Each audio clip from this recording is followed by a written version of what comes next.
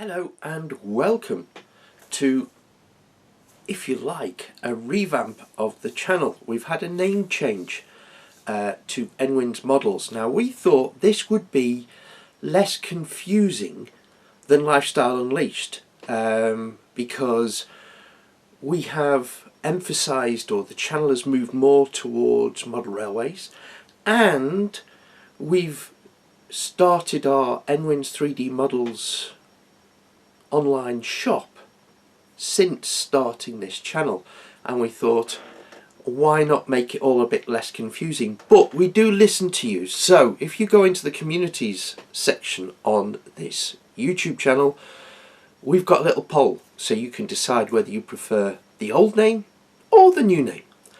Anyway, without further ado, today we are reviewing the eagerly anticipated Dapol Hawthorn Leslie. Now it's the black-lined Henry, and it's codenamed 4S042002, and it's the DC version. Now this isn't a model that we stock, but we want to review other models, and this was bought for me as a belated birthday present, which I'm really happy with because I've been really wanting this loco. It looked good in the photos, and I went for the lined black livery. But before we get to the review, why don't you click on like, give us a thumbs up so that other people find out that there's something worth watching here.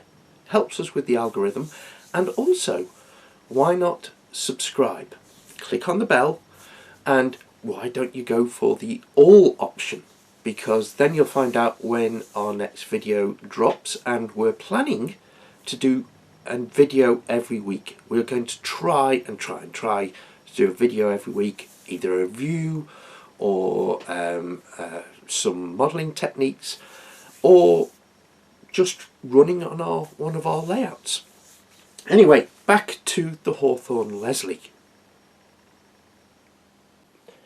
Right, first thing to say, the packaging. Nice sturdy box, nice diagram of the loco on the cover. Hawthorn Leslie 040 saddle tank locomotive. And yeah, the packaging is the standard Dapol. Here's the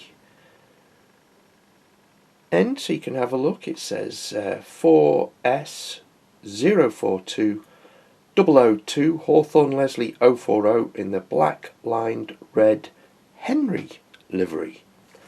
Rather a nice little name.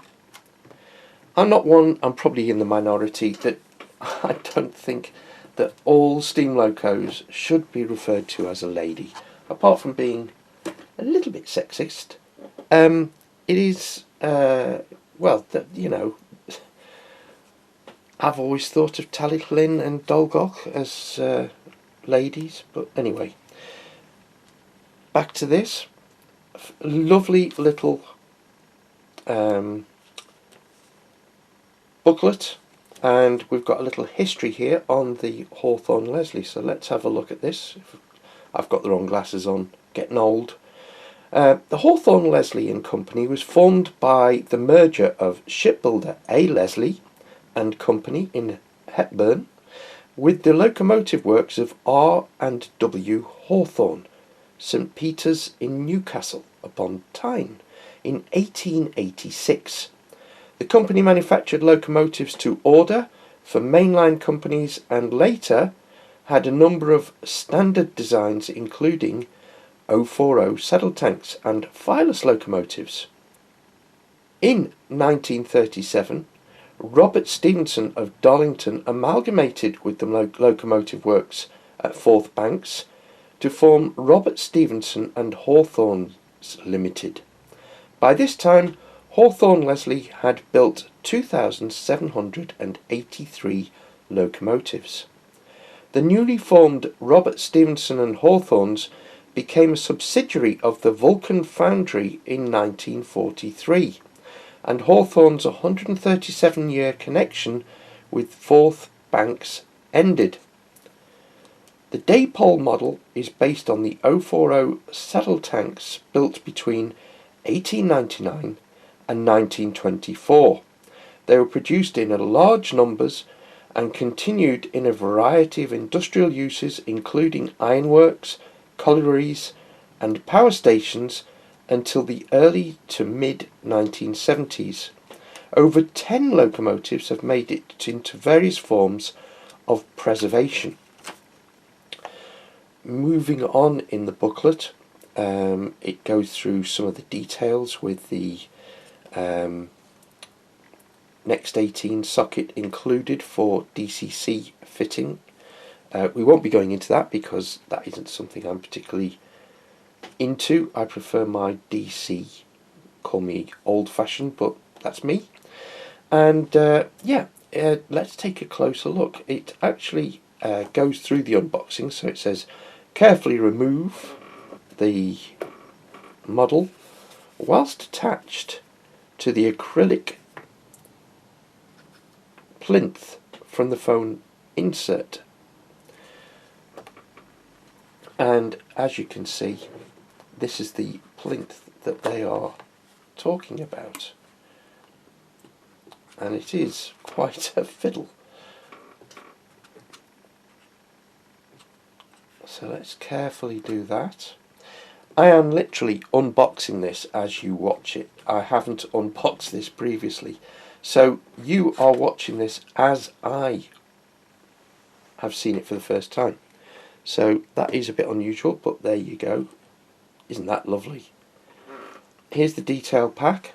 Let's have a quick look at that. Now, I won't be fitting any of these in the short term, but what you do get is a brass etching nameplate, which is rather sweet. You also have, and I'll have to remove my glasses to take a close look, you also have the 3-link couplings available, which obviously is affected by the double O couplings, which I shall leave in place, but it is handy and they do look really good actually. I'm going to be so tempted to fit those. Anyhow, back into the box. Let's get back to the locomotive. Now, it is attached, as they say, to the plinth, which actually looks rather attractive. It's a nice little display way of displaying. Let's take a closer look at the loco. Right, first of all, the lining is absolutely crisp. That's what attracted me to this version. The lining really pops on this black paintwork, as do the red wheel lining and the side rods. Nice representation of brass pipes, and the little Henry name there is actually a stuck on what looks like, no, it is actually raised. The name is actually raised on the panel. There's nice riveting detail, nicely applied metal handrail, very delicate, very delicate holder for the lamp iron at the front. Nice dart on the front with the wheel for the, and the safety valve detail is absolutely magnificent. I mean, that really does look. The springs are represented. I think the whistle is plastic, but it looks realistic enough to me, and the coal in the bunker does look very realistic. As you can see, the lining is absolutely spotless. at first glance, and there's plenty of rivet detail if that's what you're into on the buffer bar. The buffers are nice and large, and they are sprung, which is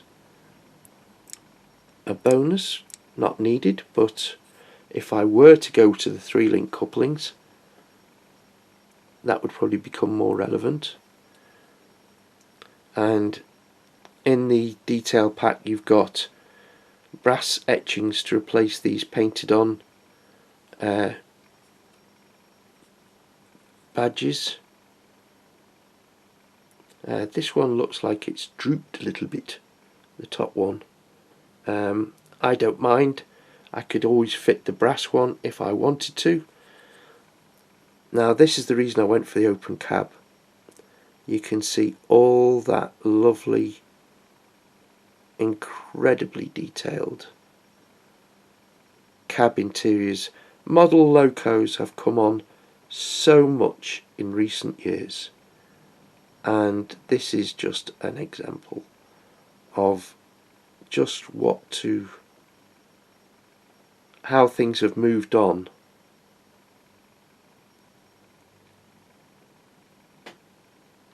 in a relatively short time. Couplings standard with in NEM pockets with a little bit of movement available, which is handy if you're shunting on a layout with tight radius, which we will be. Going back to the detail, down on the wheels we've got a really nice representation of the lining on the wheels. You've also got the sand box and its feed.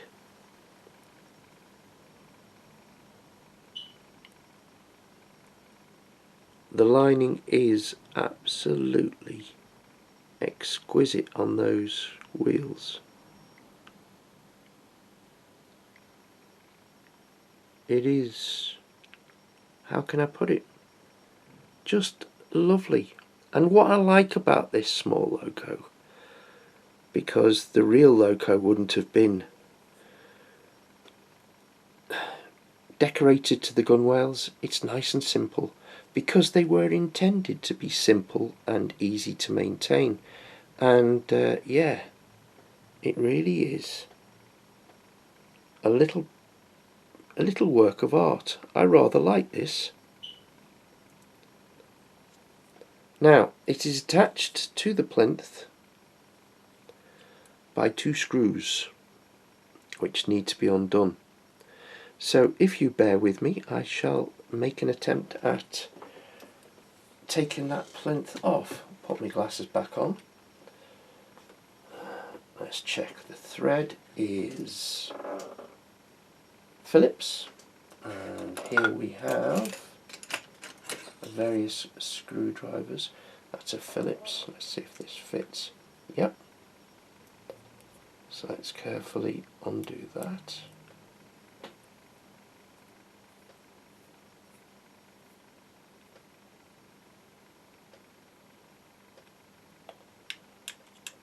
Undo that as well.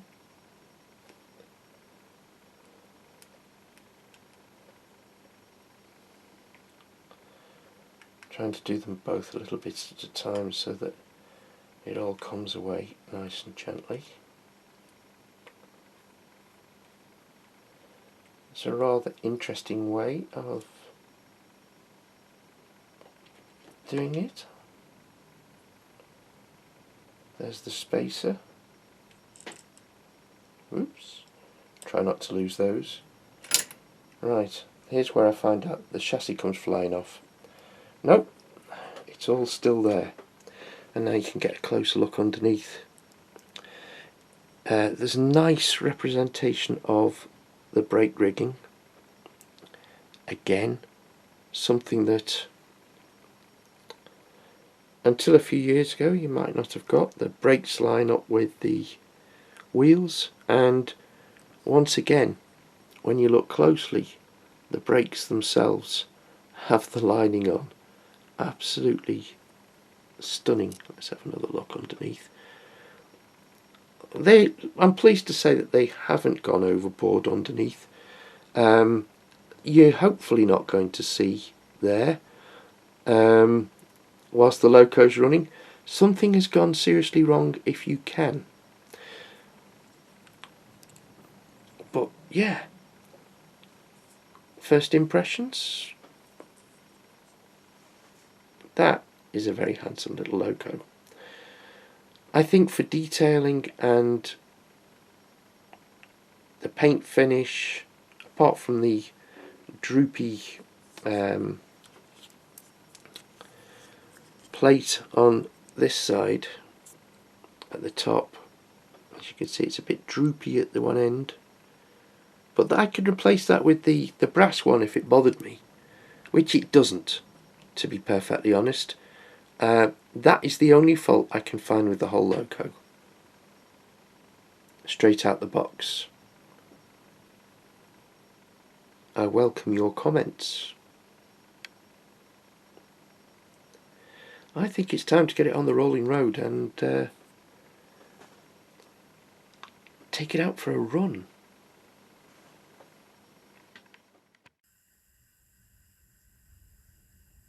While Stick was on the rolling road, I noticed the firebox flicker, so I turned the light out.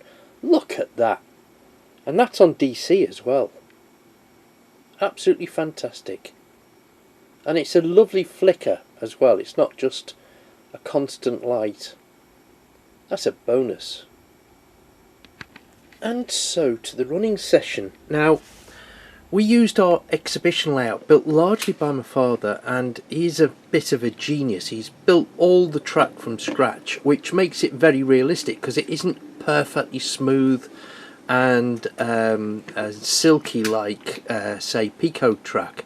This is all handmade stuff, and this is a little brewery layout which is available, by the way, if any exhibition managers are out there and looking for a layout for an exhibition. It's 4x1, but you can contact us via the email in the description of the video. But back to the Hawthorn Leslie.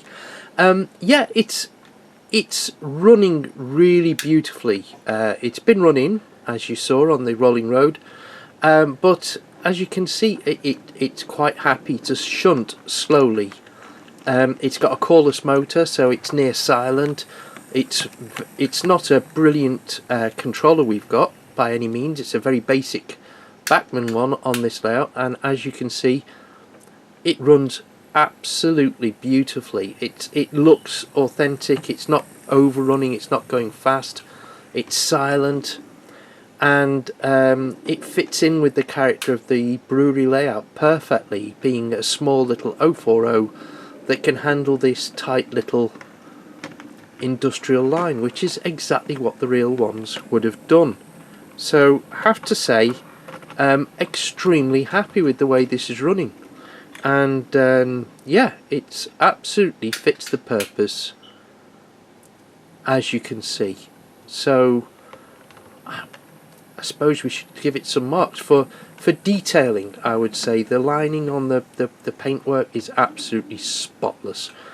Build quality, I think that little glitch on the paint, you cover it up with the brass one, no one's going to see it. The finished, the way it runs with the once it's run in, as you can see, it runs very slowly, it runs very smoothly, silently. There's that gorgeous firebox flicker, and you've also got all that detail in the cab. So again, I would actually say 9 out of 10 for that. And overall, value for money. I got this through Rails. I pre-ordered it early on as a birthday present with some birthday money, and it was £107. I can't say anything better than that. Great value for money. So these are the finished scores. what a fantastic little loco, I'm sure you'll agree, and yeah, I would heartily recommend it to anyone. Thank you for watching, I'm sure you'll agree. It is a beautiful little loco, fantastic detailing, and we went for the open cab version for the same reason really. You can see right inside all that fantastic cab detail, and the lined livery on the black paint just really sets it off, I think. Anyway, thank you for watching. Do remember, click on the like, click on the subscribe. We'll see you next week.